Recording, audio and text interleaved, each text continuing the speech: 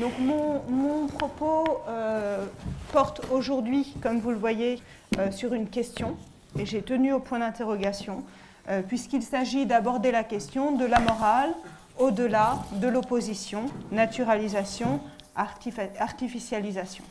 En introduction, on peut souligner que la morale a été pendant fort longtemps la chasse gardée de la religion, puis de la philosophie, avec une idée dominante, au moins dans le champ occidental, qui était l'idée d'une morale transcendante ou a priori.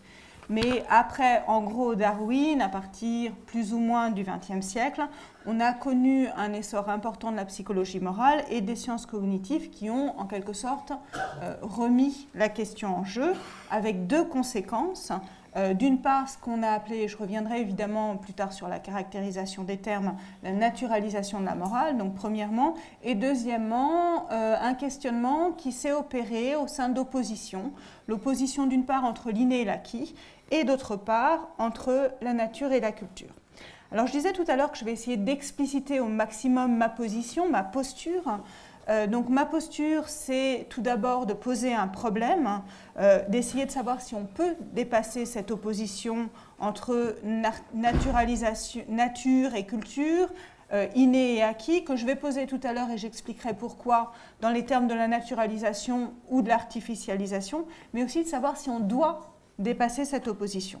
Ma stratégie, donc encore une fois je reviens sur ma position, ma posture, qui est peut-être quelque chose à déconseiller s'il y a ici des personnes qui préparent les concours ou qui travaillent la méthodologie de la dissertation, c'est de travailler le continuum plutôt que la binarité, donc je travaille très peu par opposition franche.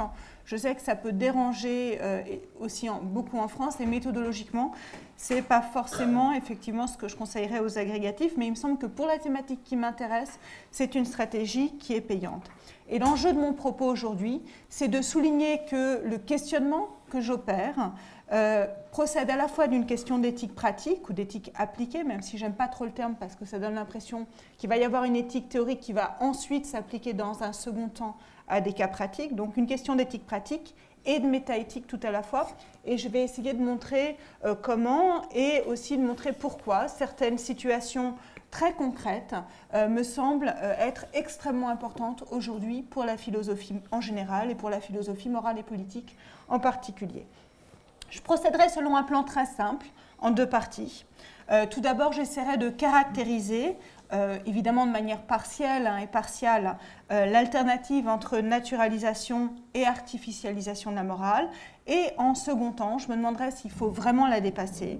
Et j'essaierai de caractériser les enjeux, les limites et les perspectives d'une hypothèse cognitive que j'ai proposée, qui est celle de la morale naïve. Mais j'irai plus loin que cette hypothèse cognitive pour la remettre en perspective. Donc je commence avec ma première partie, comment envisager l'alternative entre naturalisation et artificialisation de la morale. Donc commençons par caractériser les termes. Là j'ai repris vraiment une citation du dictionnaire de sciences cognitives. La naturalisation se définit comme l'étude de l'éthique au moyen des outils des sciences empiriques en général et plus particulièrement des sciences naturelles.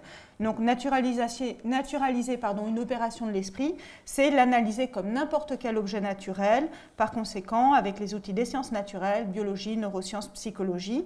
Il s'agit donc là d'adopter une forme particulière de naturalisme, entendue comme une approche philosophique certes classique, qui opposerait, et c'est ça qui m'intéresse ici, le naturel au surnaturel, à l'exceptionnel, à l'artificiel, et qui ancre donc ces analyses dans l'immanence. Donc si vous me permettez d'anticiper un peu, c'est cette notion d'immanence, plus que l'idée de l'opposition, je pense que vous l'aurez déjà compris, qui va m'intéresser ici.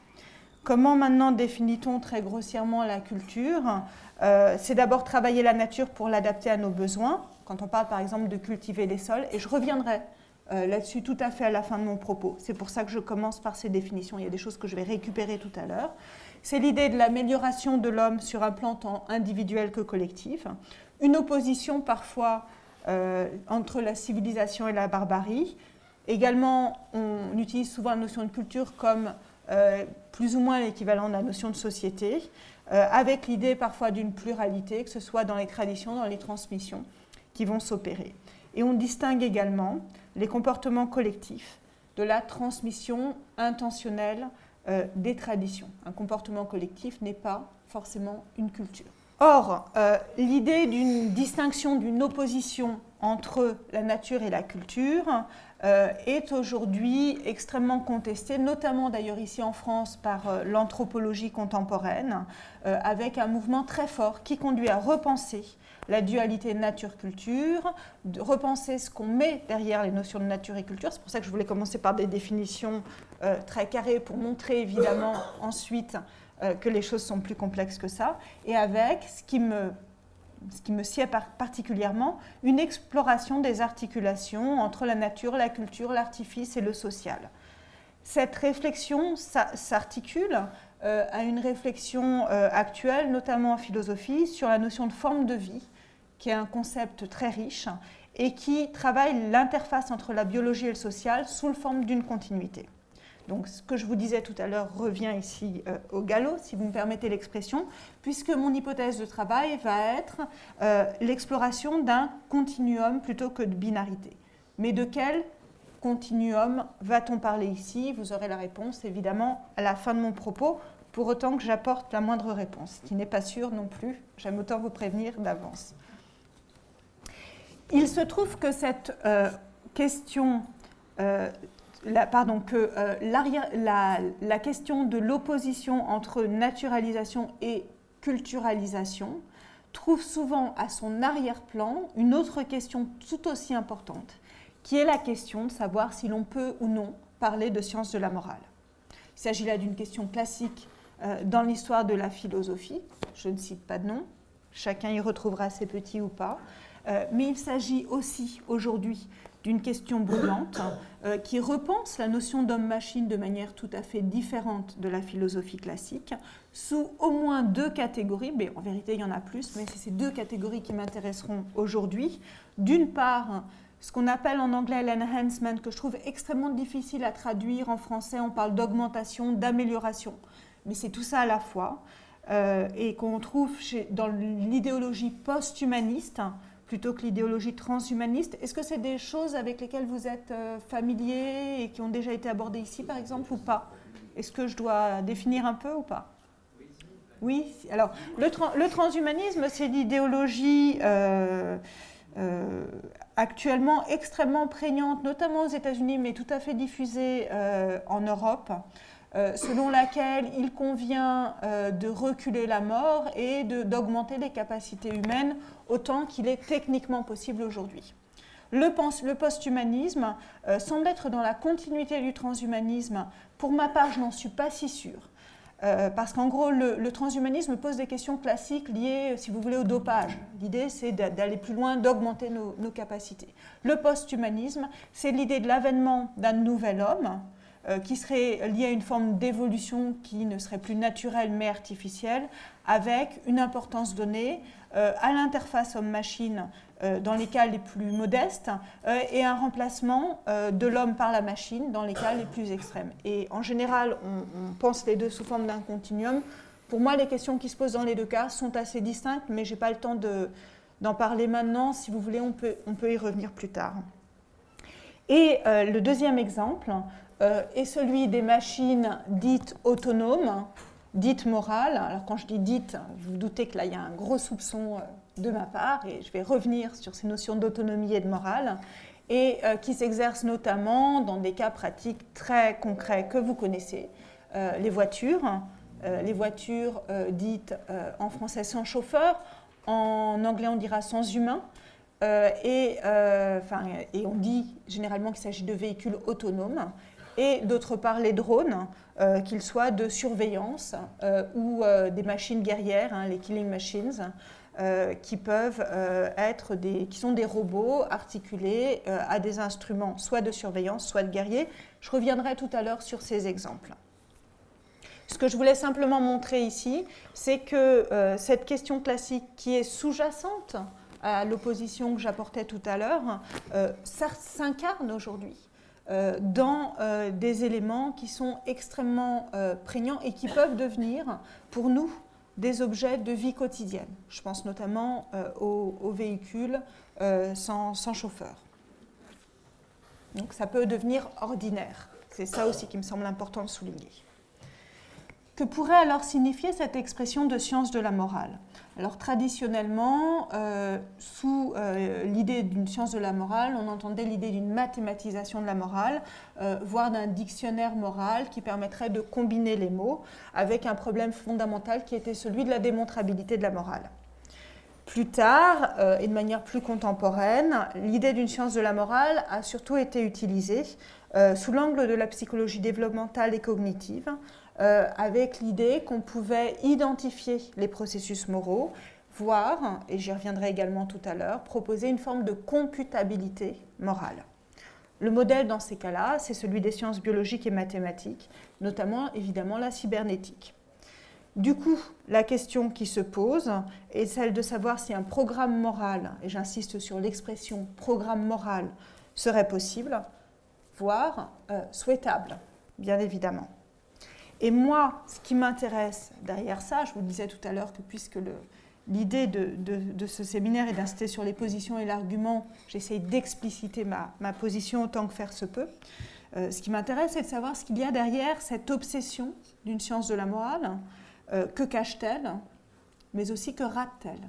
Et voici les perspectives ouvertes par ce faisceau d'interrogation, ce faisceau convergent d'interrogation et la position que je chercherai à adopter pour essayer de la détendre, je n'ose pas dire de la résoudre.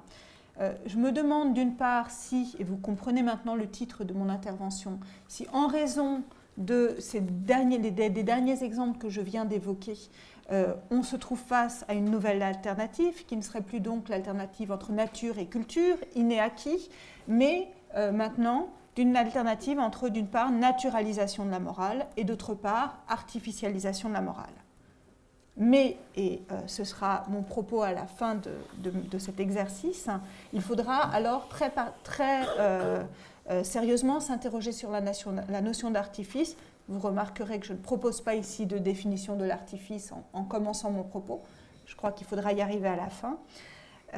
Et ma position est la suivante. Il me semble que connaître les bases naturelles de la morale est nécessaire et intéressant, important.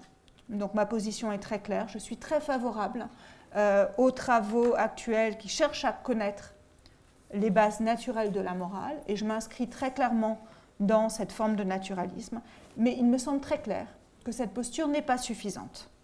Il s'agit là pour moi d'un point de départ qui est nécessaire, qui est utile, qui est intéressant, mais non pas d'un point d'arrivée. Et mon but ce soir, c'est davantage de soulever les problèmes que d'apporter des réponses. Donc je vous prie de m'excuser si à la fin du propos, vous partez avec davantage de perplexité, qu'en entrant dans la salle, je n'ai pas la réponse. On m'a demandé justement d'apporter des réponses à certains des cas que je soulève. Je n'en ai pas pour le moment. J'y réfléchis, mais je suis perplexe. Tout ce que je vais vous raconter aujourd'hui me rend perplexe. C'est important de le dire, ce n'est pas toujours le cas. C'est un travail en cours, mais du coup, ça rend les choses plus complexes à développer en public. Donc j'ai fait le choix aujourd'hui de présenter une réflexion en cours plutôt que quelque chose de bien carré et de bien tassé. Donc ne vous laissez pas avoir par le PowerPoint. C'est tout le contraire. Les contours ne sont pas nets, pas clairement délimités, mais il me semble très important que nous puissions nous saisir des problèmes que je vais aborder aujourd'hui de manière collective et politique. Donc je commence la première partie de mon intervention après cette longue introduction, le reste sera moins long, rassurez-vous. Donc ma première partie, pour rappel, se demandait comment envisager l'alternative entre naturalisation et artificialisation de la morale.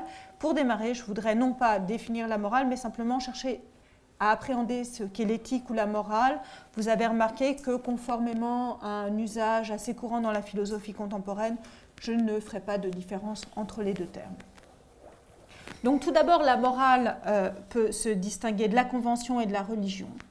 De la convention parce qu'il importe évidemment de ne pas confondre ce que l'on fait par habitude culturelle et le jugement moral que l'on va porter dessus.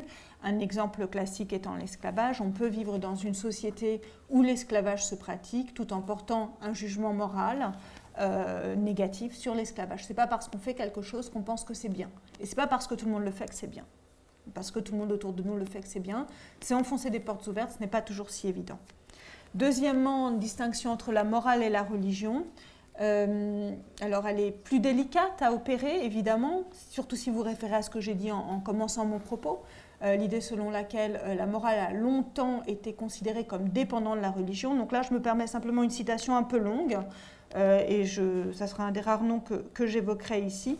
C'est un travail opéré par deux psychologues américains, et je trouve cette citation assez amusante, assez parlante.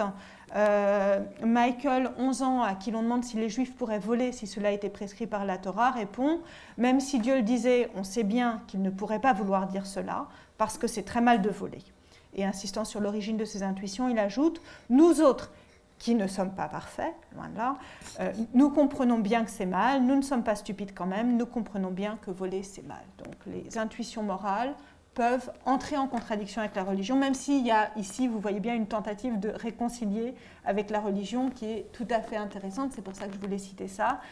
Ça nous embête toujours un peu de détacher la morale de la religion, mais nous le faisons communément, y compris, et c'est le cas ici, dans les communautés les plus religieuses. C'est pour ça que cette citation m'intéressait. Donc maintenant que j'ai opéré cette distinction entre morale et convention, trop rapide évidemment, entre morale et convention d'une part, morale et religion de l'autre, on peut également souligner l'idée actuellement assez reconnue selon laquelle toutes les sociétés auraient de la morale. Les travaux de linguistes montrent que toutes les langues possèdent des termes renvoyant aux notions de bien et de mal moral, si bien que l'analogie linguistique est passée d'une analyse des corpus linguistiques à une analyse de la cognition du langage, puisque l'idée qui se développe actuellement et sur laquelle je reviendrai, c'est que nous avons tous la capacité de développer du langage et de la morale, mais nous ne parlons pas les mêmes langues, nous n'avons pas les mêmes systèmes moraux. Il faudrait donc distinguer la capacité à développer de la morale des différentes morales qui s'incarnent dans les différentes cultures. Dernier point important, j'aurai l'occasion d'y revenir, nos intuitions morales sont souvent convergentes, mais les justifications peuvent parfois différer.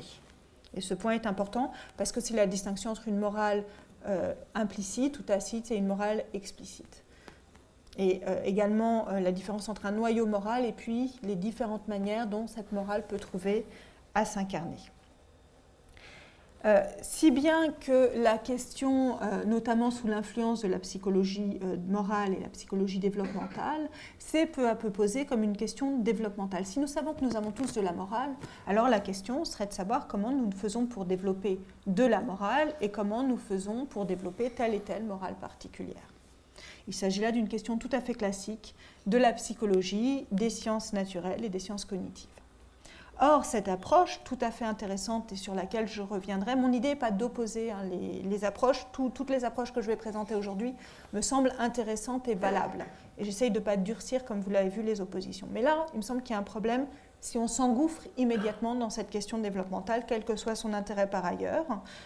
C'est un problème philosophique tout à fait fondamental, c'est que si je continuais sur cette voie, je risquerais de confondre d'une part le descriptif et d'autre part le normatif. La question de savoir comment nous développons de la morale est une question descriptive, mais il n'est pas évident, loin s'en faut, qu'elle nous permette de répondre à la question comment devons-nous agir. D'où la dénonciation qui me semble, je vous ai dit tout à l'heure que j'avais une posture naturaliste, mais la dénonciation du réductionnisme, du naturalisme semble tout à fait fondée. Et il faut garder en tête que ce que nous pouvons faire n'est pas ce que nous devons faire. C'est pourquoi, et je reviens à l'idée selon laquelle il importe aujourd'hui au sein de ce séminaire, si j'ai bien compris l'enjeu, d'être clair sur ma position, d'essayer d'insérer mon propos au sein de deux principes que je reconnais comme nécessaires, comme également nécessaires, le principe d'exigence d'une part et le principe d'humanité de l'autre. Donc, je commencerai par le principe d'humanité. Il me semble qu'une morale qui exigerait ce que nous ne pouvons pas faire serait immorale. Il est donc tout à fait inutile et moralement condamnable, je vais plus loin, de proposer des théories impossibles. À l'impossible moral, nul n'est tenu. C'est le principe d'humanité. D'où la nécessité de savoir ce que nous pouvons biologiquement faire. À côté de ce principe, non pas de l'autre côté, à côté de ce principe, il me semble important également de souscrire à ce que j'appelle le principe d'exigence, selon lequel l'éthique peut et doit exiger de nous ce que nous ne ferions pas naturellement. Par exemple, l'éthique peut et doit nous enjoindre de dépasser notre égoïsme ou nos pulsions naturelles. Pas forcément toutes, mais en tout cas, si l'éthique ne faisait que reprendre ce que nous faisons naturellement, on n'en aurait pas besoin. La biologie serait déjà là. Ça serait une forme de redondance. Donc une morale réflexe, si vous voulez, n'est pas vraiment une morale suffisamment exigeante.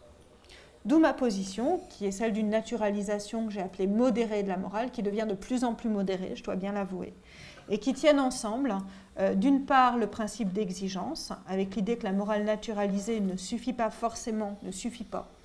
je dirais même, à caractériser toute la morale, mais le principe d'humanité, qui souligne que comment nous pouvons agir moralement délimite comment nous devons agir moralement.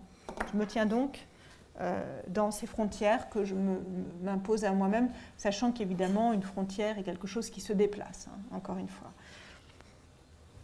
De sorte que je souhaiterais maintenant, une fois délimité en quelque sorte le terrain dans lequel je vais jouer, sortir un peu de ce terrain pour envisager les autres manières possibles de naturaliser la morale. C'est le second point de ma première partie.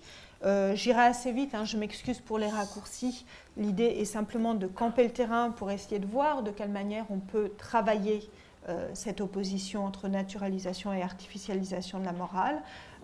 Au sein de la psychologie morale qui s'est développée en gros au XXe siècle, on trouve deux points communs. D'une part, la synonymie de la morale et de la justice. Je n'ose dire la confusion. Et deuxièmement, l'idée que la morale se développerait par stades, dont seuls les derniers stades sont authentiquement moraux, ce qui ferait que seuls les adultes pleinement développés, dans certaines théories, dans d'autres théories, sont plutôt les hommes blancs en bonne santé et cultivés, seraient capables de développer une vraie morale. Évidemment, au sein même de la psychologie morale, donc les choses ne sont jamais si simples, on s'est opéré une forme de contestation que je trouve intéressante, notamment pour ce qui concerne la définition, la morale étant synonyme de justice. Notamment les éthiques du Caire ont retravaillé le champ d'extension de la morale, et je reviendrai là-dessus en conclusion parce que c'est un point que j'aurais bien aimé développer mais je n'aurai pas le temps. Éventuellement, on peut en reparler dans la discussion. Et puis également, sous l'angle du développement, avec l'idée que la morale n'est pas ce qui arrive au terme du développement, mais qu'il y a une authentique morale à tous les stades du développement, y compris chez l'enfant. À côté de ces débats sur la psychologie morale, s'est développée l'idée, l'hypothèse, notamment au sein des sciences cognitives et du droit, d'une morale computationnelle en prenant comme exemple notre capacité de langage et donc notre capacité de morale. L'idée a été de proposer que de la même manière que nous sommes biologiquement équipés pour développer du langage, nous sommes biologiquement équipés pour développer de la morale. Cette théorie s'est appuyée, je vais y revenir dans 2 minutes, notamment sur des dilemmes moraux, pour essayer de comprendre les processus à l'œuvre dans notre capacité morale. Et l'idée sous-jacente, c'est que nous sommes tous des juristes intuitifs. Nous possédons un sens des règles et nous développons une capacité à les computer.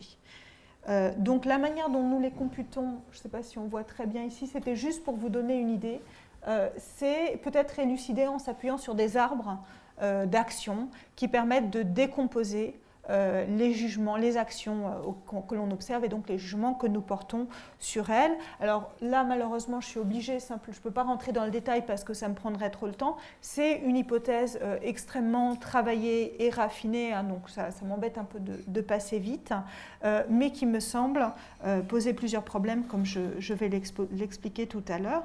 Et les cas de dilemme sur lesquels s'appuie ce type de théorie sont des cas de dilemme issus de la philosophie contemporaine. Donc vous avez sans doute entendu parler, oui, non, est-ce que je développe un peu? Non, mais attendez, c'est devenu tellement à la pas, mode. Alors, nous avons abordé les problèmes des dilemmes moraux certaines fois, mais c'était il y a 2 ans, avec Ruven Augier en particulier. Nous avons abordé les questions de transhumanisme. Donc, faites comme si les gens étaient là pour la première fois. Non, c'est parce que ces cas de dilemme sont devenus tellement classiques que j'ai pas envie de ressasser. De ressasser. Bon, ça c'est le cas le plus classique. Hein. Donc ces dilemmes sont issus de la philosophie. Ça c'est l'exemple du tramway. Donc en anglais on dit le trolley problem, et c'est devenu quasiment un mantra. Donc c'est pour ça que je l'ai remis en anglais. Ça, il y a un nombre de cas tout à fait faramineux aujourd'hui. Ça s'est développé en gros, c'est devenu à la mode, j'ai envie de dire, ces 20 dernières années, ces 15 dernières années. Ça, ce sont les deux variations les plus connues. Donc l'idée, c'est que vous êtes en train de faire votre jogging, ou pas votre jogging, je sais pas, votre promenade digestive le long d'une ligne de tramway, et puis vous voyez un tramway qui file à toute allure devant vous. Dans certaines versions, les trains le frein est défaillant. Dans d'autres versions, le frein est défaillant et le conducteur, carrément, est tombé dans les pommes devant l'horreur de la situation. Vous voyez que le tramway est en train de filer à toute allure donc sur ses rails, et que sur ces rails se trouvent 5 personnes. Or, miracle, vous vous trouvez à côté d'un levier qui, si vous l'actionnez, vous permettra de faire passer le tramway sur une voie secondaire. Or, sur cette voie secondaire se trouve une personne. D'ailleurs, dans toutes les images que j'ai trouvées, c'était toujours des hommes qui étaient là. Pas forcément blancs. Là, non, mais souvent en général, non, ceux qu'on tue, non. D'ailleurs, ça c'est bon. On peut en reparler sur les robots tueurs. Ça, la question raciale est problématique, mais pas ici. La personne qui est près du levier me semble plutôt féminine. C'est pas clair. Oui, j'ai l'impression qu'elle a un sac à main. Après, ça peut être un monsieur avec un sac à main. Mais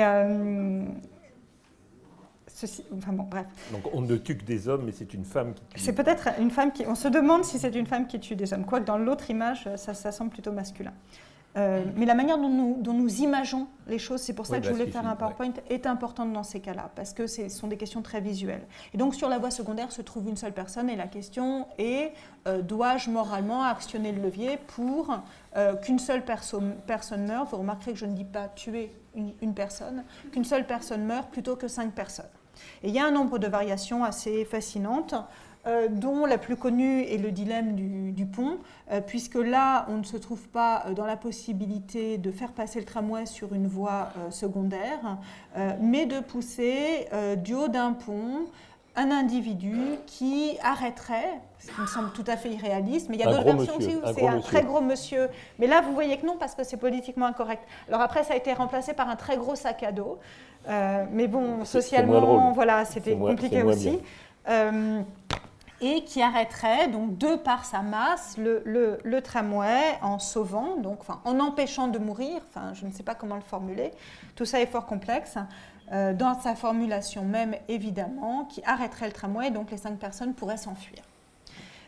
Ces exemples ont connu une vogue très importante, je vais y revenir dans 2 minutes, et ont permis le développement de ce que j'appellerais une naturalisation, une artificialisation extrême. À tel point qu'il me semble justement qu'ici, nous sommes, et ce point me semble très important, au point de jonction entre la naturalisation extrême de la morale et l'artificialisation extrême de la morale.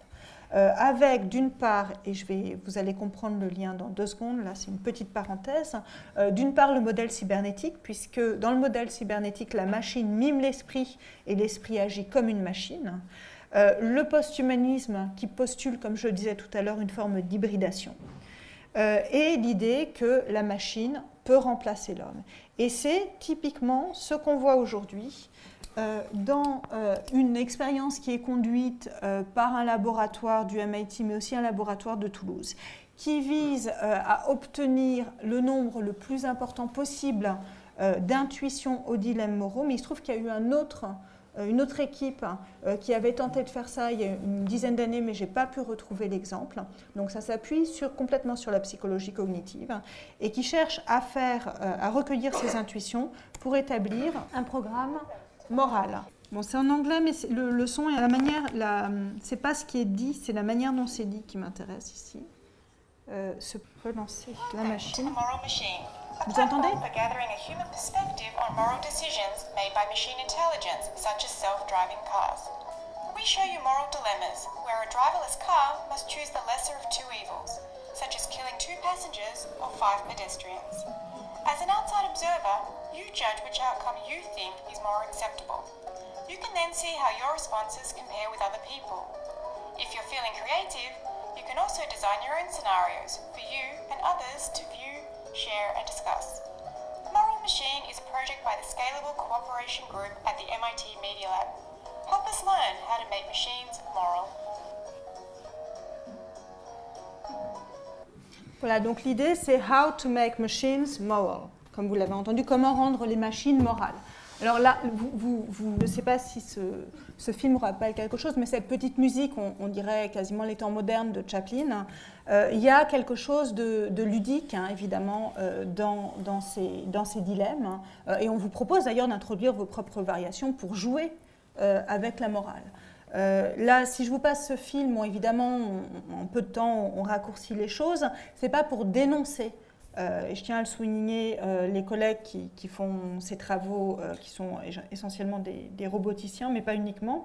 Mon idée, c'est plutôt qu'on doit travailler ensemble, parce que là, ce qui me pose problème, c'est qu'ils se sont saisis d'exemples qui sont certes en vogue hein, dans les milieux philosophiques, mais du coup, ils ont passé, si vous voulez, en quelque sorte un cap pour proposer l'idée de rendre les machines morales, d'un programme moral, donc qui est une de mes questions de départ, qui est une question philosophique classique, hein, je reviens bien là-dessus, et c'est véritablement ce qui est à l'œuvre aujourd'hui.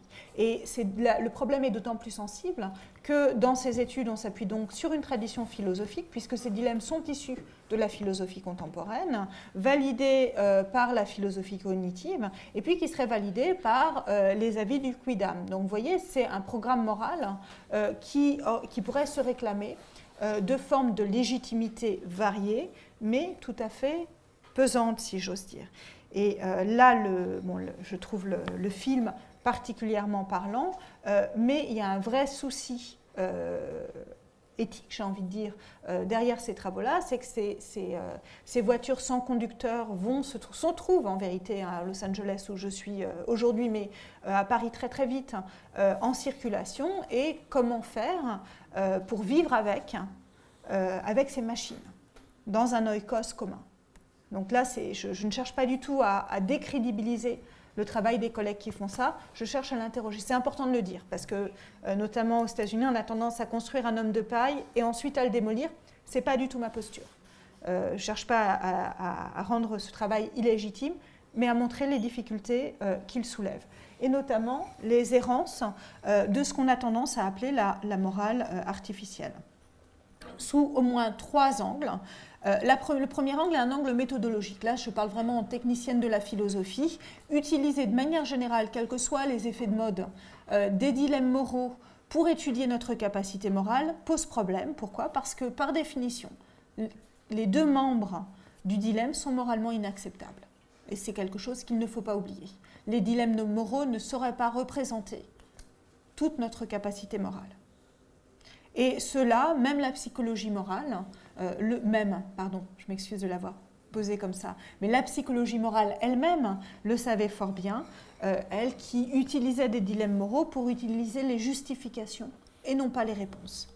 Donc, il n'y a pas à proprement parler de programme moral, et c'est une position forte que je souhaite avoir. Deuxième point, donc non seulement il n'y a pas de bonne réponse à un dilemme, mais deuxième point, les règles du coup qui sont postulées me semblent trop strictes. Parce qu'on postule un automatisme moral, alors qu'on sait très bien que les choses sont beaucoup plus complexes dans la vraie vie, que le programme proposé serait un programme descriptif et non pas normatif. Comme je vous le disais tout à l'heure, cette expérience sur Internet cherche à rassembler un maximum possible d'intuitions de n'importe qui et de tous. Et troisième point, et cela concerne notamment les drones, ce qui est analysé par les drones de renseignement, c'est ce qu'on appelle les patterns of life, c'est-à-dire nos habitudes. C'est-à-dire que les drones de renseignement vont suivre tel et tel individu estimé dangereux dans ses habitudes, et une fois que ces habitudes dévient, on va estimer que cela lance un signal d'alarme. Et réduire la vie humaine à ces patterns of life, je ne sais pas quelle est la traduction en français, je ne l'ai pas trouvée, mais ces automatismes de vie, ces habitudes, me semblent excessivement problématiques. Troisième point, donc premièrement, il n'y a pas de bonne réponse à un dilemme. Deuxièmement, les règles sont trop strictes. Troisième point, dans ces cas-là, on décide qui doit vivre et mourir. Pourquoi? Parce que par exemple, ces voitures peuvent être programmées pour sauvegarder à tout prix la vie des habitants de l'habitacle, des personnes qui sont dans l'habitacle. Donc il suffirait, de la même manière, les drones ou les killing machines, les drones non pas d'information mais de destruction, sont des machines qui ne posent pas la guerre comme quelque chose de symétrique ou d'asymétrique, mais qui ancrent les pertes uniquement d'un côté. Donc on décide bien qui doit vivre ou mourir à partir du moment où on utilise des drones ou des killing machines qui sont des robots sur lesquels on met des armes. Et troisième point, ce qui crée donc une hiérarchie évidente entre les êtres humains. Troisième point dans mon troisième point, cette machine dite autonome est en vérité hétéronome. Bien évidemment. Et la question c'est qui programme, selon quelles règles. Donc on se cache derrière la machine, mais derrière la machine il y a toujours un humain. Donc quand je demandais tout à l'heure qu'est-ce qui est caché derrière l'idée de science de la morale, c'est évidemment une relation de pouvoir. Donc je n'irai pas aujourd'hui sous l'angle politique de la réflexion, mais il est ici tout à fait évident. Il y a par ailleurs des pierres d'achoppement plus générales, confusion entre l'intelligence et le calcul, négation de l'importance de la relation à autrui, et puis la naturalité de notre ancrage dans le monde, sur lequel je vais maintenant insister en m'appuyant notamment sur des questions d'éthique animale. Et ce que je voudrais dire simplement, c'est que se posent ici des questions qui sont souvent des questions juridiques, des questions politiques, des questions d'assurance pour des véhicules autonomes qu'il ne faut surtout pas ignorer aux États-Unis notamment, mais qu'on ne nous dise pas qu'il s'agit d'une machine morale, que la machine est morale, qu'on ne nous dise pas qu'il s'agisse là d'éthique, et c'est là-dessus que je réagis. Et c'est ce qui me semble extrêmement problématique parce qu'on cherche à justifier moralement des choses qui ne sont pas justifiables moralement. J'arrive maintenant à ma deuxième partie qui essaye de dépasser cette opposition entre naturalisation et artificialisation, plutôt qu'il se demande comment la dépasser. Et je m'appuierai là tout d'abord sur l'hypothèse que j'ai proposée de la morale naïve. Je vais passer assez vite dessus parce que ce n'est pas vraiment ce qui m'intéresse en fait aujourd'hui. Éventuellement, c'est davantage développé dans le livre dont parlait Francis Wolff, mais c'est pour montrer qu'il y a d'autres manières d'envisager les choses sans dénier l'importance de la naturalité des bases naturelles de la morale. Donc la proposition que j'ai faite, c'est celle que j'ai appelée la morale naïve, qui est un système à deux étages. La base, qui est ce que j'ai appelé la morale naïve, il y aura un schéma tout à l'heure, hein, c'est pas la peine de tout noter, qui prend en entrée, je suis désolée, j'ai gardé le terme anglais d'input, j'essaye pourtant de faire attention, mais ça m'a échappé, qui prend en entrée certains types d'interactions sociales précises, et en sortie, qui produit en sortie des évaluations morales naïves qui concernent les actions et ou les agents. Puis au second niveau, il y aura un niveau réflexif que j'ai appelé le sens moral, qui prend en entrée des représentations qui sont sorties de la morale naïve, mais aussi d'autres systèmes qui ne sont pas forcément des systèmes moraux, et qui produit en sortie des jugements, je ne parle plus seulement d'évaluation, hein, des jugements moraux sur les actions et les agents. Et le modèle est un peu plus complexe puisque ce modèle s'appuie sur une idée que l'empathie est quelque chose de beaucoup plus complexe que ce qu'on croit et qui n'a pas été suffisamment pris en compte par les théories psychologiques. Et donc j'ai essayé de distinguer, en m'appuyant d'ailleurs sur des philosophes classiques dont je ne parlerai pas, trois types d'empathie. L'empathie que j'ai appelée agentive, qui consiste à imiter ou anticiper l'action dirigée vers un but d'un être humain. Deuxièmement, l'empathie que j'ai appelée émotionnelle, qui est notre capacité à éprouver une émotion en relation avec la réaction émotionnelle d'autrui. Ce n'est pas forcément exactement la même émotion, mais le fait qu'autrui ait une émotion, ça me fait quelque chose. Et troisième point, l'empathie que j'ai appelée situationnelle, qui elle n'est plus un réflexe, mais qui a une capacité délibérative, réflexive, permettant de replacer un cas moral dans un contexte en envisageant croyances, désirs ou intentions des protagonistes. Donc on n'est pas au même niveau. Les deux premiers types d'empathie sont des empathies assez basiques, le troisième type est plus complexe. Donc je vous disais tout à l'heure qu'il y aurait un schéma. Voilà une manière pour moi de représenter la morale naïve. Après, je ne suis pas crispée hein, sur mes schémas. Ce qui m'intéresse, c'est comment utiliser en fait ces approches. Donc ça, c'est vraiment l'input, l'action dirigée vers un but de A cause la détresse ou l'indignation de B.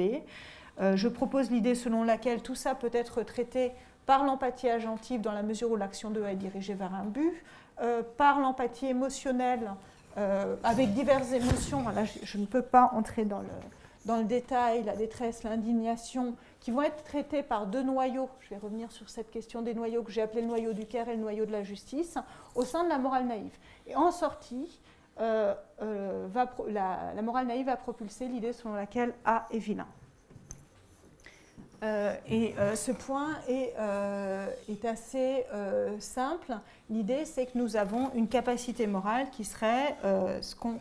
Pardon, je suis allée en arrière au lieu d'aller en avant, qui est ce qu'on appelle en philosophie cognitive un noyau cognitif qui présente les caractéristiques que vous voyez listées ici, sa spécificité, le fait que ce système est indépendant par rapport aux autres systèmes, que c'est réflexe, ce point est très important, et qu'il s'agit du noyau dur des connaissances ou noyau cognitif plus élaboré, et enfin, ce noyau est partagé avec d'autres espèces. Et ce point est important parce qu'il me permet d'insister sur l'idée que cette capacité morale de base est ancrée dans notre nature.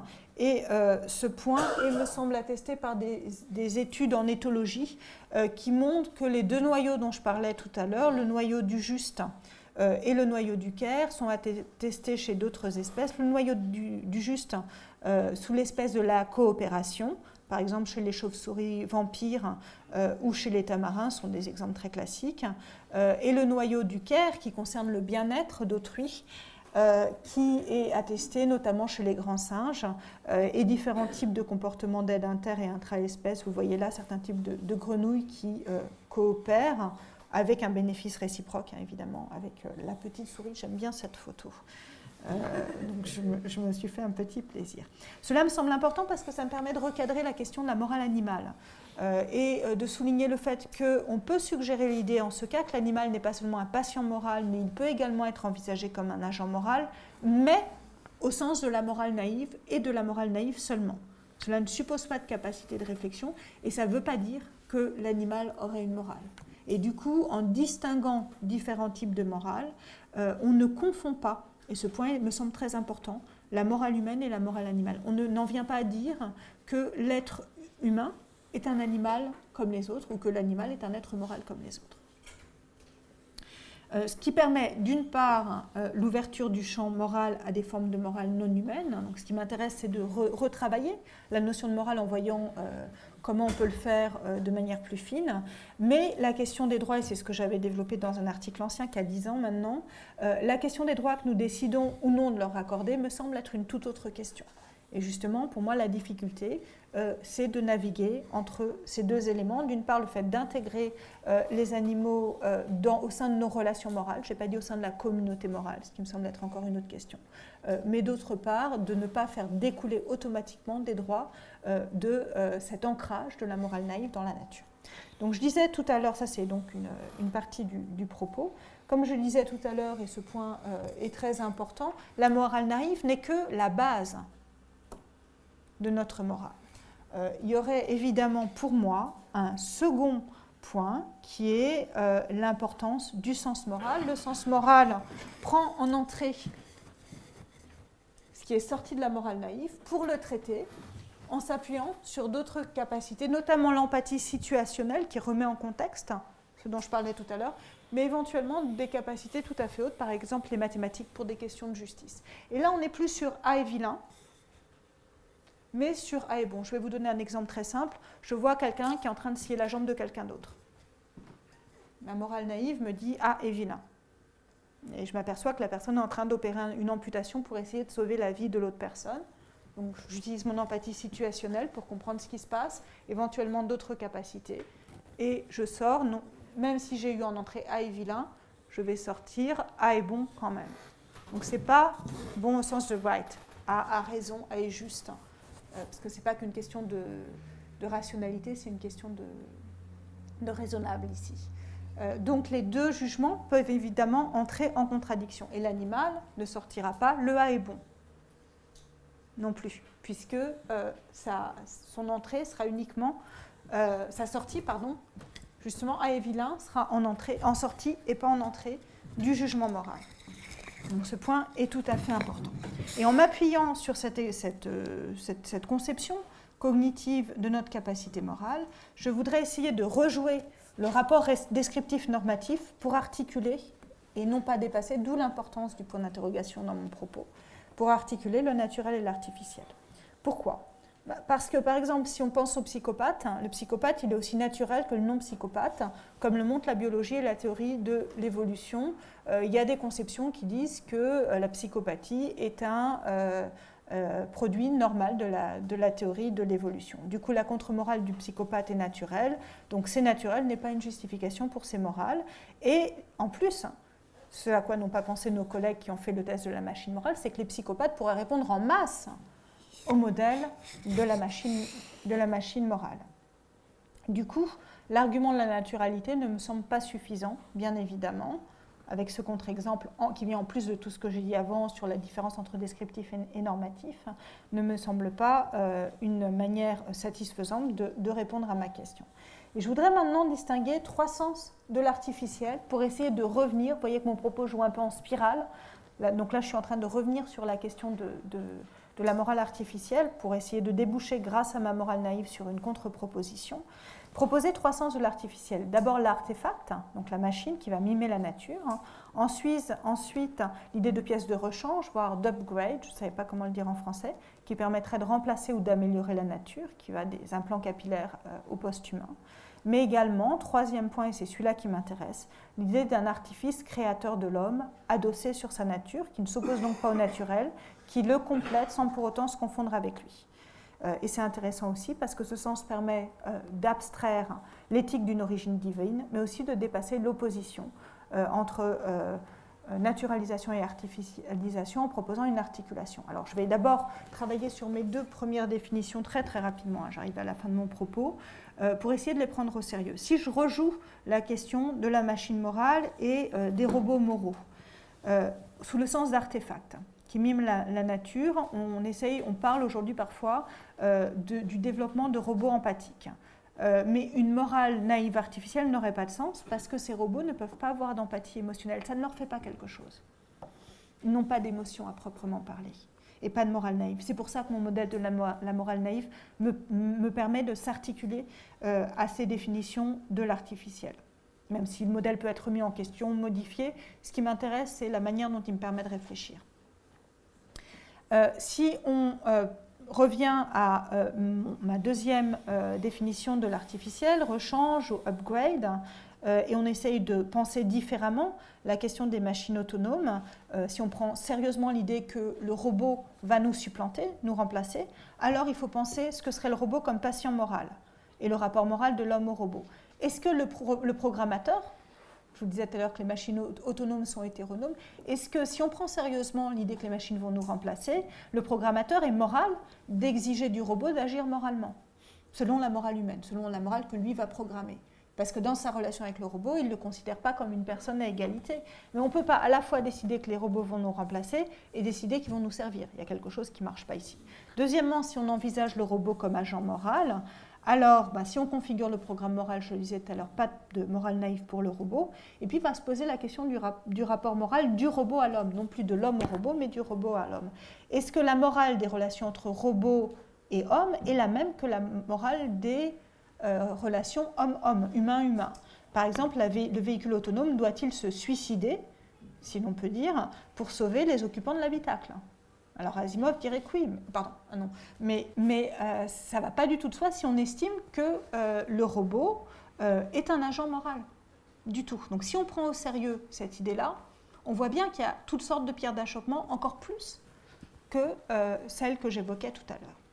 De sorte que, et j'arrive là maintenant vraiment aux idées conclusives de mon propos, si je repose ma question de départ, qui était celle de savoir si la morale est naturelle ou bien artificielle, et s'il faut dépasser l'alternative, vous vous rappelez que c'était ça mon questionnement, il me semble qu'il ne faut pas poser un au-delà. Peut-on aller au-delà de la naturalisation ou de l'artificialisation de la morale? La question de l'au-delà ne me semble pas être une bonne manière de poser les choses. Je crois qu'il s'agit d'une articulation du naturel et de l'artificiel tant qu'on ne prend pas artificiel au sens d'artefact, au sens d'un processus qui va s'appuyer sur la nature pour aller plus loin et transmettre des formes culturelles. C'est pour ça que, et c'est là ma dernière diapo, il me semble important de souligner que nous sommes aujourd'hui dans la nécessité de penser, voire de repenser la morale. La démarche en termes de structure cognitive est une pièce certes essentielle, mais n'est qu'une seule pièce du puzzle. On court le risque de dénaturer la morale en la naturalisant trop. C'est pour ça que je parlais tout à l'heure de naturalisme modéré. Et je crois qu'on risque de passer tout à fait à côté de ce qu'est la morale, de se méprendre tout à fait, en la confondant avec un artefact. C'est pourquoi la remise en perspective actuelle de la naturalité de la morale s'opère sous différents angles. J'ai dit tout à l'heure que je n'avais pas le temps d'aborder ici la question des éthiques du Caire, mais cela me semble tout à fait intéressant parce qu'à l'intérieur même du champ psychologique, on a essayé de rejouer la définition de la morale avec l'idée qu'il y avait des voies différentes et que les morales genrées ne devaient pas être naturalisées, en tout cas ne devaient pas être considérées comme naturelles. D'où mon point de vue qui est de proposer l'idée qu'il est aujourd'hui utile d'aborder une approche à la fois sceptique et pluraliste, qui interroge la morale sans s'ancrer dans l'absolu et qui se distingue donc à la fois du relativisme, je choisis le pluralisme plutôt que le relativisme, et la démarche sceptique plutôt que la computation. Je crois que ce sera le mot de la fin. Je vous remercie. Merci Vanessa. Il n'est pas question de pouvoir... c'est le principe d'humanité, de pouvoir discuter de chacun des points que vous avez abordés, mais selon le principe d'exigence, nous allons essayer d'aller le plus droit au cœur des nombreux problèmes, des nombreux problèmes que vous avez abordés. Alors, je commencerai en effet par ces deux principes qui sont les principes, si je puis dire, métaéthiques, vous avez employé ce mot, que vous employez ou auquel vous vous pliez concernant la morale. Une morale ne doit ni oublier l'humanité en exigeant de nous l'impossible, mais doit être exigeante en ne se contentant pas de nous dire de suivre notre bonne nature, parce qu'il n'y a pas de bonne nature. Il y a une nature. Bon. Si je cherche, disons, une ligne conductrice, vous avez dit à de nombreuses reprises que vous ne vouliez pas conclure de façon définitive. Je pense que finalement l'axe principal consiste à dire jusqu'où on peut naturaliser la morale. Réponse, pas très loin. Vous seriez d'accord avec ce pas très loin. C'est-à-dire, pour un certain nombre de raisons que je pioche à différents moments de votre exposé. D'abord, naturaliser la morale, ce ne serait possible qu'à deux conditions. D'abord, de ne pas confondre le descriptif et le normatif. Ce que l'on fait, c'est parfois ce qu'on appelle le sophisme naturaliste, c'est-à-dire on décrit ce qui est naturel et on en tire ce qu'il faudrait faire. Bon. Or, on ne va pas très loin dans cette direction, même si la psychologie morale tente est un des, des ponts qui tentent de combler le gap, puisqu'on parle en anglais, entre le descriptif et le normatif. La deuxième raison, celle-ci est, disons, est tout aussi classique, c'est que y a-t-il une morale ou des morales? Vous avez tourné autour de cette question, et je crois que c'est aussi une des clés qui empêche l'idée d'une naturalisation. puisque naturalisation supposerait une universalisation, quelque chose comme ça, ramener à de l'inné, en tout cas d'universel, ce qui finalement est toujours contextuel. Et bon, là, c'est une opposition assez classique entre la morale des mœurs et quelque chose qui serait le sens moral, dont toute la question est de savoir s'il est universel. Alors, vous avez une réinterprétation du sens moral que j'ai trouvé tout à fait intéressant, qui est sans doute un peu difficile dans le peu de moments, enfin que vous avez, peu de minutes que vous avez eu pour le développer, mais que vous développez beaucoup plus dans votre livre sur le rapport entre morale naïve et sens moral, qui est en gros le cœur de la deuxième partie du livre de 2011, dans mon souvenir. Oui, tout à fait, mais bon, du coup, justement, ce n'est pas le point qui me semblait le plus important ici. Non. Donc alors, parmi les arguments que vous avez apportés contre la possibilité de naturaliser la morale, je retiens les suivants.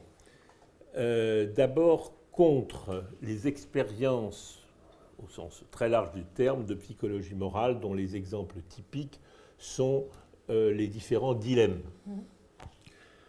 Mais dont vous avez montré que l'utilisation de toutes ces recherches de psychologie morale qui se sont développées il y a une quinzaine d'années est aujourd'hui à l'ordre du jour sur le plan technologique, puisqu'on applique les résultats, et ça c'est quelque chose de très important que vous nous avez montré, les résultats de ces expériences de psychologie morale aux algorithmes que l'on va sur lesquels on va construire les machines autonomes, que sont les voitures autonomes.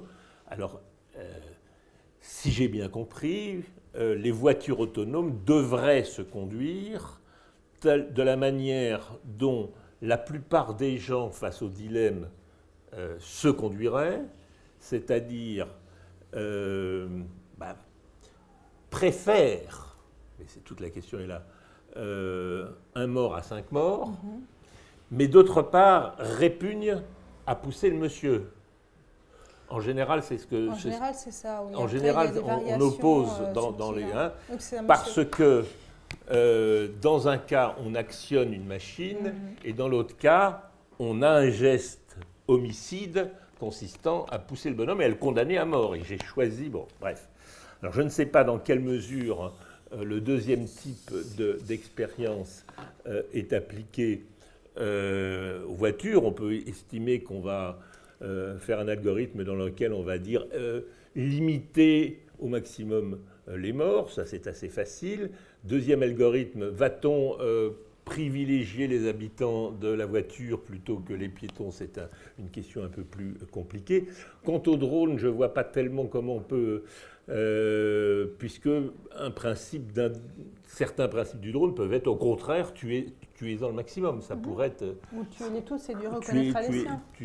Tuez-les tous. Donc, en tout cas, c'est une façon de concevoir le fait que l'on pourrait naturaliser la morale dans le sens inverse non plus, voir ce qu'il y a de naturel dans le comportement moral humain, mais inversement,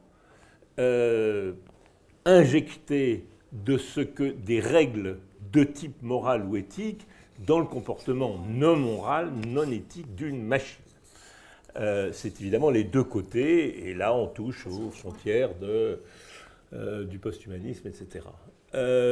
Alors, vous avez montré de façon très juste qu'on ne peut pas parler évidemment de sens moral, ni même de morale naïve pour les machines, et qu'on ne peut pas, au fond, en parler, même si on reconnaît aux animaux, ou à certains d'entre eux, d'être non seulement des patients moraux, enfin peut-être pas tous, pas forcément les moustiques, mais à certains animaux d'être des agents moraux, dans la mesure où ils se conduisent comme s'ils connaissaient la justice ou le care, qui sont les deux noyau qui vous semble constitutif de quelque chose qui relève de la morale naïve. Néanmoins, on ne peut pas leur attribuer un sens moral qui suppose des capacités cognitives externes. Alors, il y a beaucoup d'autres aspects dans votre exposé, mais ce qui m'a semblé le cœur, c'est précisément les limites que vous avez à chaque fois montrées sur ce que l'on appelle la naturalisation de la morale, même si par ailleurs, vous reconnaissez une importance considérable à tous ces travaux, qu'ils relèvent de la psychologie morale ou de la, parfois on parle de neuroéthique, vous n'avez pas employé le mot, mais il était implicite, qui consiste à savoir ce qui relève en nous d'un programme inné.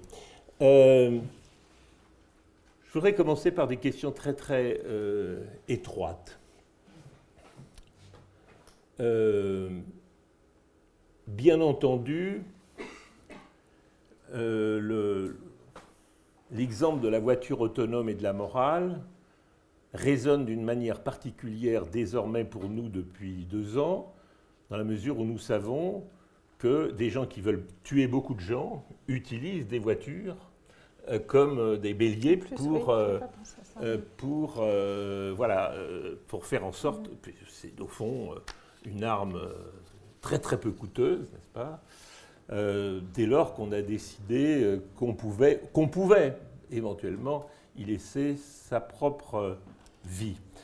Alors, la question que je vous pose, c'est que, voilà, on a affaire, semble-t-il, à des personnes qui ne relèvent pas de la psychopathie, semble-t-il, mais qui relèvent de quelque chose qu'on est obligé d'appeler de la morale, de la même façon que si, dans le test du tramway, on peut imaginer quelqu'un qui répondrait « je vais faire en sorte que ce soit les 5 personnes plutôt que le 1, surtout si c'est des juifs, par exemple. » Bon.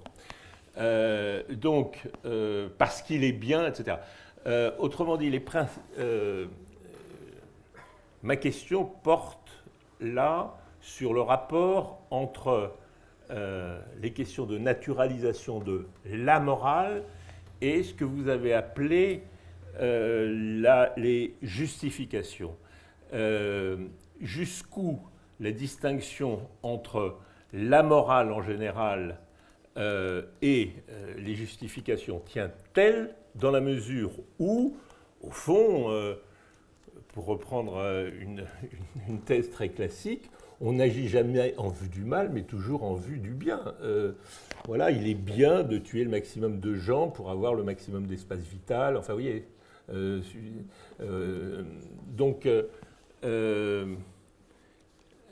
qu'est-ce que vous pensez du fait que ça introduit ici, alors est-ce que c'est votre distinction, ma question, est-ce que c'est votre distinction entre morale naïve et sens moral, ou est-ce qu'il ne faut pas introduire quelque chose qui serait au-dessus et qui rend encore plus difficile, sinon la naturalisation, du moins l'universalisation de la morale, selon le fait que tout le monde n'est pas forcément universaliste, humaniste, etc. C'est une question de fond que vous posez. Je vous remercie pour ces commentaires. Disons deux points que je voulais aborder. C'est par rapport au fossé entre les normes et les faits que vous évoquiez, la distinction entre le descriptif et le normatif. En fait, si on devient un peu technique, justement, les choses ne sont malheureusement pas si simples. Ça serait bien si on pouvait avoir des blocs qu'on maniait. C'est pour ça que moi, j'ai travaillé vraiment là en spirale. C'est pour ça que je tenais à avoir un PowerPoint pour que ce ne soit pas trop difficile de me suivre. Mais j'ai bien conscience que les choses n'étaient pas carrées, que je revenais, parce qu'il y avait des points qu'il fallait approfondir différemment à différents moments de mon propos. Encore une fois, il ne faut pas faire une dissertation comme ça, c'est très déconseillé. Mais en recherche, quand on est en train d'approfondir des questions qu'on ne maîtrise pas encore complètement, ça peut aider de les retourner de diverses manières. Et justement, pour ce qui touche aux conditions du descriptif et du normatif, si je deviens un peu technique sur la psychologie morale du XXe siècle, notamment, donc bon là je vais citer des noms pour être un peu précise, Kohlberg, qui est vraiment le grand psychologue moral de la seconde moitié du XXe siècle, lui, ce que lui a notamment fait remarquer Habermas, c'est qu'il... Gilligan. Non, Gilligan, c'était pas pareil, elle ne faisait pas remarquer la même chose.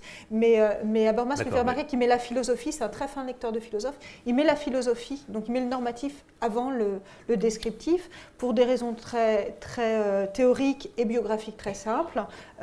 C'est pour lui, le but de la psychologie est d'empêcher le renouveau du nazisme, et donc il faut qu'on puisse postuler une morale pleinement développée comme étant la base en fait théorique, le soubassement théorique de son propos. Ce qui fait qu'il a monté en fait toute sa théorie empirique pour conforter son hypothèse philosophique. Donc du coup le normatif est pour lui primordial, prioritaire, que ce soit au niveau génétique, au niveau ontologique par exemple, ou au niveau chronologique. C'est de là que tout le reste procède.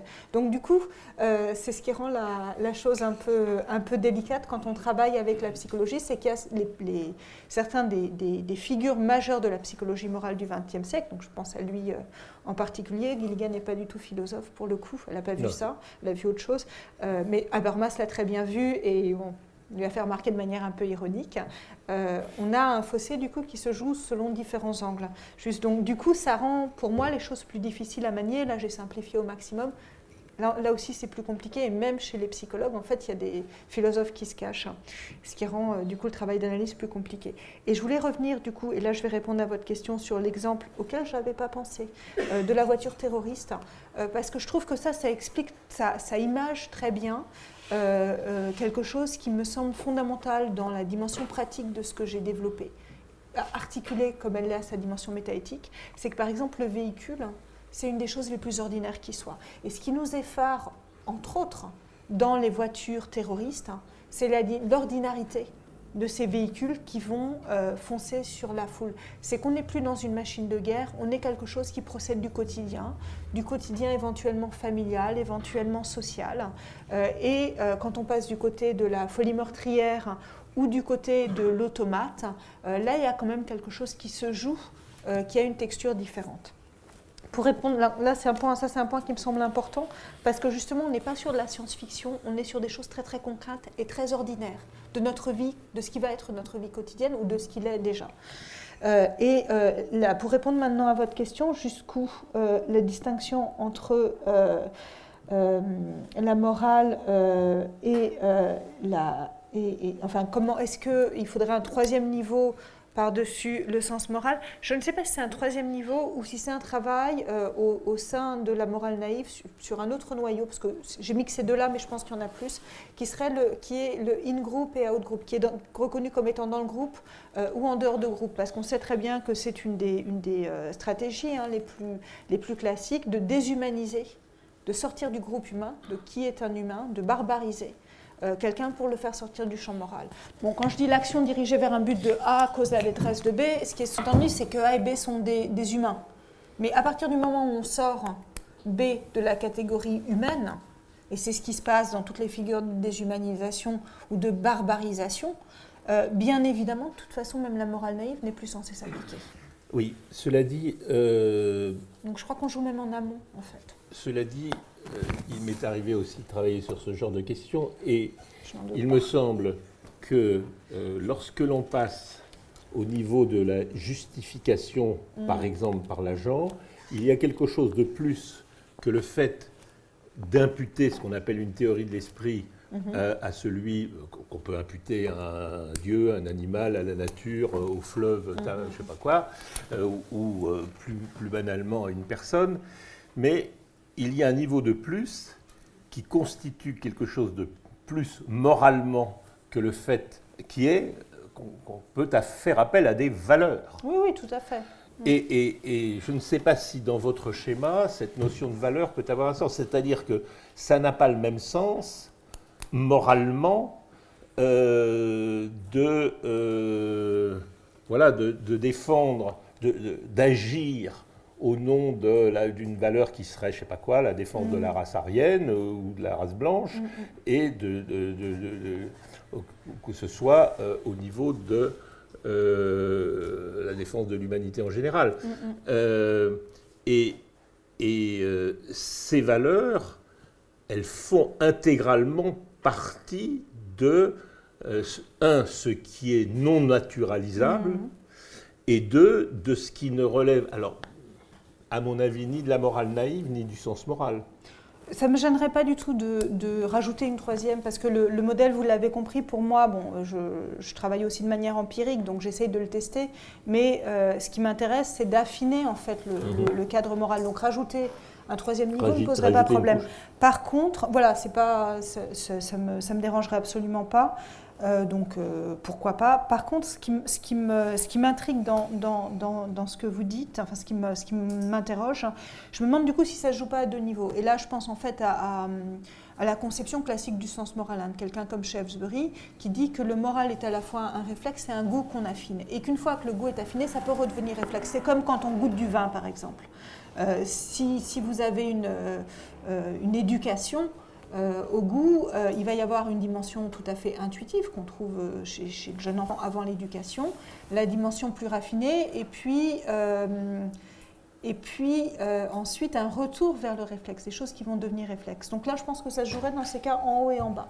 C'est-à-dire qu'on en viendrait à ne plus considérer l'autre, le métèque, comme étant de toute façon un être humain. Et ça, on le voit très bien.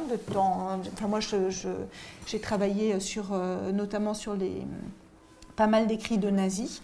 Et il se trouve qu'on voit très bien que dans les descriptions, les personnes ne sont plus décrites comme étant des personnes. Parce qu'elles ne sont plus repérées. On voit partie de la communauté morale, je suis... Oui, mais de toute façon, on parle d'animaux. Enfin, c'est pareil au Rwanda. C'est exactement le processus Donc, je pense que ça joue à deux niveaux. Le niveau, justement, de justification de valeur qu'on trouve très bien, par exemple, au Rwanda avec la radio d'Émile Colline. Et puis, le fait qu'au niveau instinctif, ça devient instinctif. Et donc, là, il y a quelque chose, sans doute, qui se joue de manière assez effarante. Et ce qu'il faudrait peut-être éviter, c'est que ça devienne instinctif, justement. C'est je dirais qu'à partir du moment où on n'est plus sur une argumentation sur les valeurs, donc vraiment dans une phase extrêmement réflexive, mais où c'est tellement intégré que ça devient réflexif, et on sait très bien que l'enjeu pour les systèmes totalitaires est de former les enfants, justement pour que ça devienne instinctif. On opère véritablement à un niveau extrêmement basique de la morale. C'est pour ça qu'il y a un retour aussi, sans doute, du sens moral vers la morale naïve. Là, je ne l'ai pas mis dans le schéma, il est dans le schéma aussi. Je reviens à une ou deux questions que je me suis posées en vous écoutant. Un éclaircissement sur la notion d'agent moral. Alors, on a introduit cette distinction passion morale, agent moral, en effet, notamment dans les théories contemporaines utilitaristes, pour distinguer les personnes ou les êtres qui sont capables d'agir moralement et les êtres envers qui nous sommes tenus, ou nous croyons, ou nous pensons tenus d'agir moralement. Et ça peut être ce qu'on appelle les cas marginaux, je pense, donc qui sont des passions moraux. Les personnes handicapées gravement, qui ne sont plus capables d'action, ou gros problème, l'embryon, le fœtus est-il un patient moral? C'est un très gros problème. En tout cas, un enfant en très bas âge, un bébé est probablement un patient moral, etc. Mon chien est un patient moral, etc.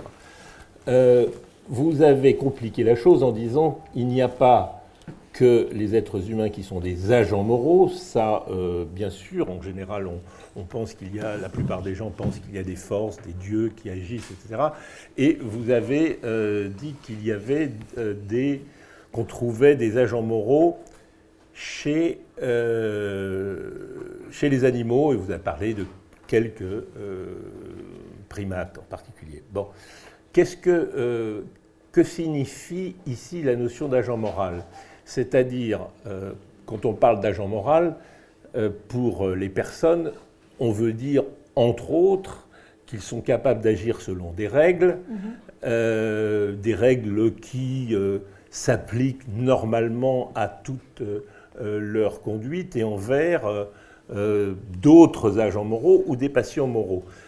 Est-ce que c'est cela que vous voulez dire concernant la conduite intraspécifique de certains primates? Qu'est-ce que vous entendez par agent moral quand vous le... Quand je parle agent moral uniquement au sens de la morale naïve. Et ce point est très important, c'est l'idée selon laquelle le primate peut se comporter moralement. J'accepte l'idée selon laquelle le primate peut se comporter moralement envers un congénère ou pas un congénère. Il y a des exemples, par exemple, un exemple de singe, par exemple, ou de dauphin, mais ça c'est déjà plus contesté, qui sauve par exemple des personnes par exemple, je me rappelle, je crois que c'est un exemple de Val, si je ne me trompe pas, un singe dont le soigneur s'assomme et qui apporte le soigneur à l'hôpital, l'hôpital du zoo. C'est une histoire qu'on raconte beaucoup, oui. Pour être soigné. Mais donc ça peut être même interspécifique. Mais je pose ma question de façon plus précise, excusez-moi. Agent moral, ça signifiait dans votre schéma quand même deux choses très particulières, très, très précises, qui étaient justice ou care. Oui, mais je pense qu'il peut y en avoir d'autres. D'accord, mais care, ça ne fait pas l'ombre d'un doute, puisque précisément les théoriciens ou les théoriciennes du care qui l'ont introduit, c'était précisément pour montrer qu'il y avait une alternative à la justice qui, au fond, était, pour certains ou certaines, plus inscrite dans la nature des relations intergénérationnelles, par exemple. Bon. Mais la justice, quand même, l'idée de justice suppose quelque chose comme le rapport à l'universel, le rapport à tout autre, etc., qui est le dernier stade, pas simplement chez Kohlberg, mais aussi chez Piaget, etc. Donc, est-ce que vous pouvez dire qu'on peut parler d'agent moral chez des personnes non humaines, comme on dit aujourd'hui, des primates, par exemple, au sens de la justice? Alors, moi, je distinguerais justice et équité. C'est peut-être mon côté rawlsien, c'est-à-dire que je considérerais la justice comme une dimension plus basique que l'équité, qui supposerait justement une mise en réflexivité. Donc, du coup, c'est pour ça que c'est toujours important de caractériser les termes qu'on utilise. Donc, du coup, en ce sens-là, oui, je garderai l'équité pour le sens moral. Mais il y a des exemples, par exemple, d'expériences avec des singes qui montrent que des singes vont se révolter lorsqu'ils estiment que le salaire qu'on leur donne n'est pas suffisant. Par exemple, un singe qui, avec notamment les tamarins, dont il y avait la photo sur le PowerPoint, qui vont faire une tâche avec un congénère, exactement la même tâche, l'accomplir de la même façon, et puis on va donner à chacun des deux singes un salaire, entre guillemets, différent, pour l'un des raisins qui est fort apprécié par cette espèce, et pour l'autre un concombre qui est apprécié mais moins. Et les expériences ont montré que, par exemple, le singe allait se révolter parce qu'il estimait être une injustice, certes de base, mais voilà, je trouve que c'est se révolter contre l'injustice et avoir le sens de la justice. Jusqu'à refuser de le manger. Et avoir le sens de la justice, c'est un peu différent, parce que l'idée de justice, à mes yeux, suppose qu'on a un point de vue neutre et qu'on n'est pas impliqué. Donc c'est un tiers qui dit ce qu'est la justice. Par exemple, c'est la notion de juge, c'est la notion de spectateur impartial, etc. Or, dans les exemples qu'on cite généralement pour parler du sens de la justice chez les primates, c'est toujours un primate qui est lui-même intéressé et qui s'estime victime, d'un préjudice ou d'une discrimination, etc. Or, ça, bien entendu, un enfant en très bas âge aussi peut se révolter contre ce qu'il estime quand il estime avoir été lésé. Mais je serais un peu plus prudent pour parler de justice dans ces cas-là. Alors moi je distingue justice et équité. D'accord. Je garderai l'équité pour le niveau supérieur, et j'utilise la notion de sens de la justice, notamment en référence à Rawls, qui a un article là-dessus et où il essaye de montrer que même chez l'enfant on a un sens de la justice primordial. Alors, je voudrais qu'on parle maintenant de quelque chose sur lequel on a assez peu parlé, qui sont vos deux principes que j'ai trouvés extrêmement intéressants, dans la mesure où justement vous les faites jouer un peu l'un contre l'autre. Non, moi j'aime bien articuler ensemble, justement. Enfin, Ils s'opposent, mais vous les articulez. C'est Voilà. précisément parce qu'ils s'opposent. Ils semblent aller dans deux directions opposées. Voilà, c'est là où on commence à jouer. Ils semblent aller dans deux directions opposées. Alors, j'ai une question là-dessus. Quand vous les avez exposés, vous avez dit on ne peut pas exiger de nous l'impossible, quelque chose comme ça. En revanche, on doit pouvoir exiger de nous de dépasser nos intuitions, nos impulsions naturelles, nos réflexes, etc. Je suis tout à fait d'accord avec tout ça. Qui est ce nous? C'est ma question. C'est nous individuellement et collectivement, enfin chacun de nous et nous tous ensemble. C'est-à-dire qu'on doit aussi pouvoir exiger nous, c'est-à-dire, de est-ce que vous avez... c'est nous, tous les êtres humains? Est-ce que c'est nous, tous les êtres humains, au sein d'une communauté? C'est une bonne question à réfléchir. J'aurais bien envie que ce soit nous, tous les êtres humains. Je pense que ça commence peut-être de proche en proche. Mais le but, ce serait que ce soit nous, tous les êtres humains. Sauf qu'il y a toujours des exceptions. Oui, parce que la situation est quand même assez différente. Prenons un exemple. La situation éducative. La situation éducative consiste à jouer à la fois sur l'exigence et l'humanité, mais pas de la même façon que vis-à-vis, si je vous donne un conseil, parce que voilà, si c'est mon fils ou ma fille, je lui dirais, bah, tu crois que c'est impossible, bah, peut-être que c'est parce que tu n'as pas essayé. Enfin, je veux dire, les limites de l'impossible sont extrêmement variables. Alors, selon les individus, autrement dit, qu'entendez-vous par « à l'impossible, nul n'est tenu » ? Est-ce que c'est ce à quoi nous ne sommes pas préparés, ce à quoi nous ne sommes pas naturellement enclins, ou est-ce que c'est une contradiction, je ne sais pas, une impossibilité logique? Nous ne sommes pas, si on m'obligeait à sauter 2,50 m de hauteur, je m'estimerais impossible. Mais dans le champ de la morale, quelle est la limite de ce qui définit ce principe? Merci beaucoup pour cette question. Elle est absolument essentielle. En fait, si vous vous souvenez, tout à l'heure, j'ai parlé de frontières et puis j'ai fait une petite remarque en disant que là, je parlais de frontières et pas de limites, oui. Et que les frontières, c'est justement ce avec quoi il faut jouer. Donc, je n'avais pas le temps de développer ça à ce moment-là, mais effectivement, cette tension, c'est pour ça que je ne veux pas mettre les deux principes en contradiction, je les mets en dynamique. Bien évidemment, et même la notion de principe, je pense que je vais sans doute l'abandonner. Je ne suis pas sûre que ce soit des principes. C'est sans doute les deux forces dynamiques qui, à mon sens, font avancer la morale. C'est-à-dire ne pas... parce que, par exemple, un des exemples de morale impossible, ce serait le conséquentialisme de l'acte, qui enjoint d'examiner toutes les conséquences possibles d'un acte avant de pouvoir prendre une décision. Mais ça, cognitivement, on n'est pas équipé pour le faire. Peut-être que la machine pourra le faire. Mais nous, on n'est pas cognitivement... J'en doute d'ailleurs, mais bon, ça c'est une autre question. Mais nous, on n'est pas cognitivement équipés pour le faire. Du coup, les théoriciens qui développent des très belles théories sur le conséquentialisme de l'acte, je les lis avec grand plaisir, mais pour moi, ce ne sont pas des théories morales authentiques, j'ai envie de dire, parce que pour moi, la morale est aussi quelque chose qui doit pouvoir être ordinaire, qui est un des points sur lesquels on revient, je remarque, sans arrêt. Donc c'est pour ça que je n'ai pas utilisé le terme de limite, j'ai utilisé celui de frontière. Et la frontière, pour moi, c'est ce qu'il faut transgresser, c'est ce qu'il faut rejouer, c'est ce qu'il faut renégocier, c'est ce qu'il faut discuter. Est-ce que vous prenez l'exemple de quelque chose qui serait impossible, qui est une morale conséquentialiste des actes, puisque nul ne peut en effet savoir ou prévoir toutes les conséquences de son acte. Mais prenons une morale extrêmement classique en philosophie morale des vertus. Aucune de ces vertus, probablement dans sa définition conceptuelle, n'est absolument praticable en permanence par un être humain. Donc, est-ce que c'est impossible? Est-ce que vous mettez... Non, mais praticable en permanence, c'est une chose. Enfin, mais c'est pas... ça nous permet d'aller plus loin. Donc, justement, là, on est sur une question d'exigence. La difficulté, c'est si d'emblée, c'est impossible. C'est en quelque sorte le sacrifice d'Abraham.